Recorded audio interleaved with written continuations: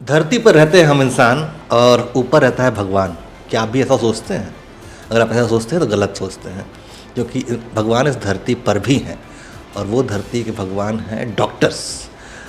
हम बहुत खुशकिस्मत हैं, हमारे साथ मौजूद हैं डॉक्टर पूर्णेंदु सक्सेना जी, जो बहुत सीनियर ऑर्थोपेडिक सर्जन हैं और VY हॉस्पिटल के डायरेक्टर हैं। आपका बहुत बहुत स्वागत है इंडिया में। धन्यवाद, नमस्कार।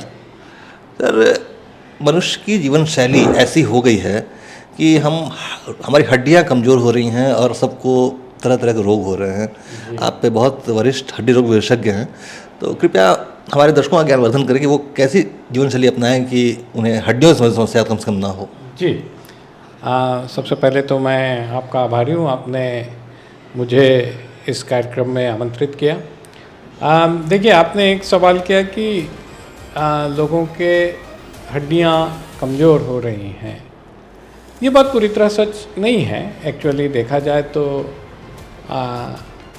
वास्तव में जीवन की अवधि बढ़ गई है। बड़ी संख्या में लोग 70, 80, 90 के हो रहे हैं। भारत में व्यक्ति की औसत आयु बढ़ी है, इसलिए बड़े प्रमाण में जीरेटिक प्रॉब्लम्स या वृद्धावस्था के कारण जो समस्याएं होती हैं वो ज़्यादा दिखने लग गई, उनकी संख्यात्मक वृद्धि हुई है।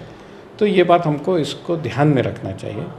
और जैसे जैसे इसके सिवाय जिसको हम आज वृद्धावस्था में देखते हैं ना कि ज़्यादा लोग घुटने बदली करवा रहे हैं, ज़्यादा लोगों को कूल्हे के फ्रैक्चर हो रहे हैं, इसका एक मुख्य कारण वृद्धों की संख्या में जो आनुपातिक वृद्धि हुई है आज से 20 साल, 30 साल, 40 साल पहले के मुकाबले में, उसके कारण ये मुख्य है।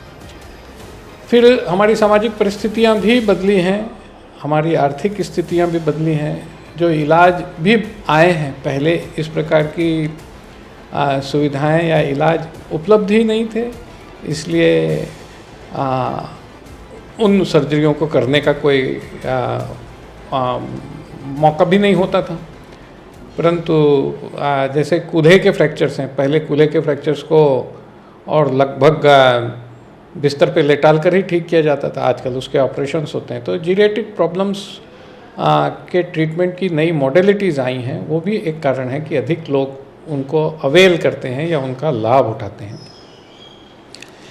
सामाजिक परिस्थिति भी बदली है। कई बार मैं बोलता हूँ घुटना बदली करना जो है वो सामाजिक आवश्यकता भी होता है। लोग अकेले रह रहे हैं, पहले परिवार रहता था, उसमें 4 बहुएँ रहती थीं, तो वृद्धों को अपनी देखभाल करने के लिए भी बहुत हाथ उपलब्ध रहते थे। अभी कई लोग हैं जो 80, 90 के हो गए परंतु घरों में अकेले रह रहे हैं। उनके लिए खुद होकर खाना पकाना, खुद नहाना, खुद कपड़े पहनना, ये उनकी आवश्यकता है। पहले इस प्रकार की सामाजिक परिस्थिति बहुत कम होती थी। तो जिन बातों की चर्चा आपने की उसके कारण कई प्रकार के हैं, जैसे मैंने आपको कहा। डॉक्टर साहब, मेरा प्रश्न एक ये भी था कि हम देख रहे हैं कि युवाओं में हड्डियों की समस्या हो रही हैं, वो पर्याप्त न्यूट्रिशन नहीं मिल रहा है उन्हें। सब जो फूड इनटेक हम लोग लेते हैं उसमें पर्याप्त कैल्शियम नहीं मिलता है, प्रदूषण की वजह से धूप प्रॉपर नहीं पहुँचती, विटामिन D नहीं मिल पाता है। तो इन सारी समस्याओं का समाधान अपनी जीवन शैली में क्या बदलाव लाया कर सकते हैं हम? ये बहुत आवश्यक बात आपने सबके सामने में लाई है, ये बात सत्य है। और हड्डियों की हेल्थ कैसे अच्छी रहे इसके बारे में लोगों में जागरूकता होना आवश्यक है, विशेषकर लड़कियों में। आपको मैं ये बता दूं कि आप जिसको हम कैल्शियम बोलते हैं, आप कैल्शियम नहा भी लें तो भी शरीर में जो कैल्शियम है वो बचपन से लेके 20-22 साल की उम्र तक ही बढ़ता है। आपका बाकी का जीवन इसी बैंक बैलेंस के सहारे गुजरना है। इसलिए यदि आप हड्डियों की हेल्थ अच्छी रखना चाहते हैं, विशेषकर ऑस्टियोपोरोसिस जो महिलाओं में ज़्यादा होती है, उस दृष्टि से सोचें तो हमारी जो बच्चियां हैं, किशोरियां हैं, उनको कैल्शियम इंटेक पर्याप्त मात्रा में देना ही चाहिए। वही उनका बैंक बैलेंस है जो उनको बुढ़ापे तक उनकी हड्डियों की हेल्थ अच्छी रखेगा। उसको बाद में आप बहुत सुधार नहीं कर सकते। कई बार ब्यूटी कॉन्शियस होने के कारण ये मत खाओ, वो मत खाओ, और फिगर्स के बारे में चिंता करके लोग सब प्रकार से प्रोटीन, कैल्शियम, दूध ये लेना छोड़ देते हैं। ये उनकी हड्डियों के लिए और घातक हो सकता है, इस बात का ख्याल रखना चाहिए। हमको ब्यूटी कॉन्शियस के बजाय हेल्थ कॉन्शियस होना चाहिए, ये एक मैसेज युवाओं में जाना चाहिए।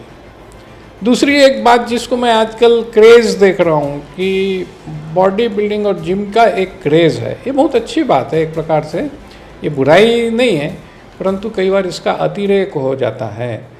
लोग और सप्लीमेंट्स लेते हैं, कई बार अनावश्यक और घातक सप्लीमेंट भी लोग लेते हैं। इसके सिवाय एक जो असंतुलित व्यायाम रहते हैं, बहुत ज़्यादा वेट लिफ्टिंग हो जाती है। एक्चुअली कार्डियो और वेट लिफ्टिंग इसका एक उपयुक्त सम्मिश्रण आपकी एक्सरसाइज रिजिम में होना चाहिए, परंतु वो हो नहीं पाता और लोग फिर कई मस्कुलर चोटें रहती हैं, कई कंधों की चोटें रहती हैं, कई कमर की चोटें रहती हैं। ये मैं आजकल बड़े प्रमाण में देख रहा हूँ। मैं ओपीडी करता हूँ तो हर ओपीडी में 1-2 पेशेंट जिम रिलेटेड इंजरी लेकर आते हैं। तो यहाँ भी मेरा यही कहना है कि जैसे डाइट के बारे में मैंने कहा, वैसे ही एक्सरसाइज के मामले में भी हमको फिगर कॉन्शियस से ज़्यादा हेल्थ कॉन्शियस होना चाहिए। हमारा स्टेमिना भी अच्छा होना चाहिए, हम लंबा दौड़ सकें, हम लंबा चल सकें, ये भी होना चाहिए। सिर्फ 6 एब्स हो जाने से काम नहीं होता, ये बात एक थोड़ी सी जनता में जानी चाहिए।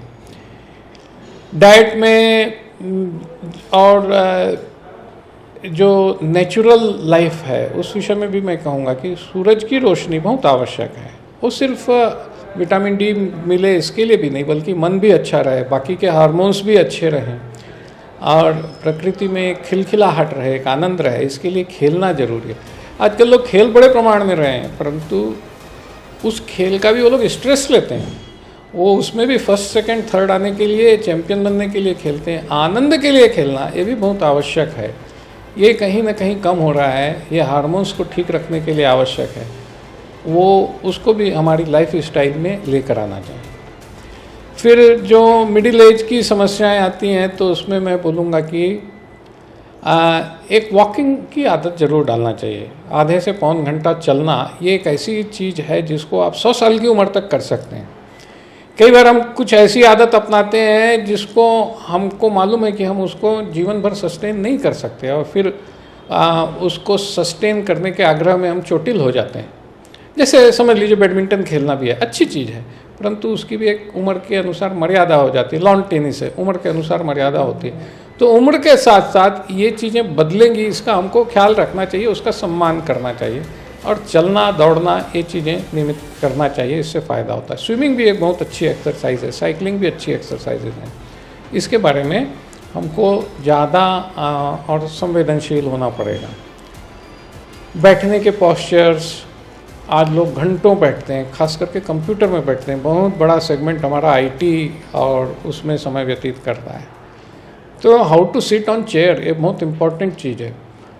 वैसा नहीं होने के कारण गर्दन का दर्द, कमर का दर्द, सिर दर्द, ये चीज़ें आती हैं। उसको बहुत गंभीरता से, खास करके जिन लोगों का कैरियर सिटिंग जॉब्स में है, उनको इस पर ध्यान देना चाहिए, ऐसा मुझे लगता है।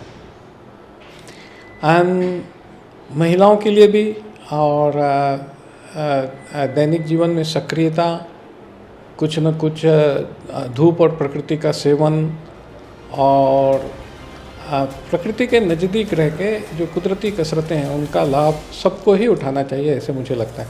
वृद्धावस्था में खास करके मैं और एक चीज़ कहूँगा, हमारी जो लाइफ स्टाइल है, खास करके वृद्ध, उनको इस बात पर ध्यान देना चाहिए कि वो ऐसी जगहों पर ना रहें जहाँ गिरने की संभावनाएं बढ़ती हैं। ये fall prevention is a very important aspect, क्योंकि एक बार कुल्हे की हड्डी टूटी 3 महीने 4 महीने और फिर जिंदगी एक गियर नीचे आ जाती है। इसलिए फॉल प्रिवेंशन बहुत लाइट हो, कोई अवांछित कपड़े ना पड़े हों नीचे फ्लोर में, गीला ना हो, वो ऐसी जगह रह रहे हों जिसका उनको अच्छे से परिचय हो कि वो यहाँ से मुड़ेंगे तो कैसे उठेंगे और किस चीज़ का सहारा पकड़ेंगे। ये सारी चीज़ें फॉल प्रिवेंशन में बहुत इम्पॉर्टेंट है। तो मैंने एक पूरा उम्र के हिसाब से आपको बताया कि लाइफ में कई ऐसे मोड़ आते हैं जिन पर आज के लोग ध्यान तो दे रहे हैं, पर उसमें किस दिशा में सोचना चाहिए, मैंने थोड़ा उसका जानकारी दी है। और कुछ सवाल? नहीं डॉक्टर साहब, आपने एक मनुष्य के जीवन का पूरा जो लाइफ साइकिल है उसको आपने कंप्लीट बता दिया कि एक बच्चे को क्या करना चाहिए, एक युवा को क्या करना चाहिए और एक बूढ़े को क्या करना चाहिए। मुझे सबसे अच्छी बात समझ में आई कि आपने कहा कि जो चीज़ करे उसका आनंद ले सच्चित आनंद, शायद अध्यात्म का यही संदेश है कि हम आनंदित हों हर भाव में। अध्यात्म से ज़्यादा अभी 4 हार्मोन्स हैं जो मनुष्य के जीवन को बहुत प्रभावित करते हैं। सेरोटोनिन एक है, ऑक्सीटोसिन एक है, एंडोर्फिन है, डोपामिन है।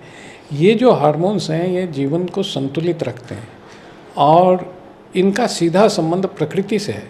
तो हम जब नेचर के पास रहते हैं तो ये संतुलन बना रहता है। आजकल बच्चों में देर से सोना, देर से उठना, रात्रि का ये मुझे मालूम है हर माँ पिता की यही शिकायत है कि बच्चे रात रात भर जगते हैं और सुबह देरी से उठते हैं। परंतु ये वस्तुतः एक ऐसी चीज़ है जिससे उनका जो जीवन का रिदम है वो बिगड़ता है और उसके कारण कई प्रकार की समस्याएं आती हैं। इस पर सभी लोगों को ध्यान देना चाहिए, मुझे लगता है। बहुत खूब। डॉक्टर साहब एक चिकित्सक तो हैं ही, एक मेरे ख्याल से एक उत्तम लाइफ साइंस के भी अध्यापक की तरह उन्होंने हमें बताया है। हम उदय इंडिया के दर्शकों के साथ उनका बहुत बहुत धन्यवाद करेंगे और हम उम्मीद करेंगे कि आगे भी वो उदय इंडिया के दर्शकों का मार्गदर्शन करते रहें। बहुत बहुत धन्यवाद सर। जी जरूर, आपका धन्यवाद। नमस्कार।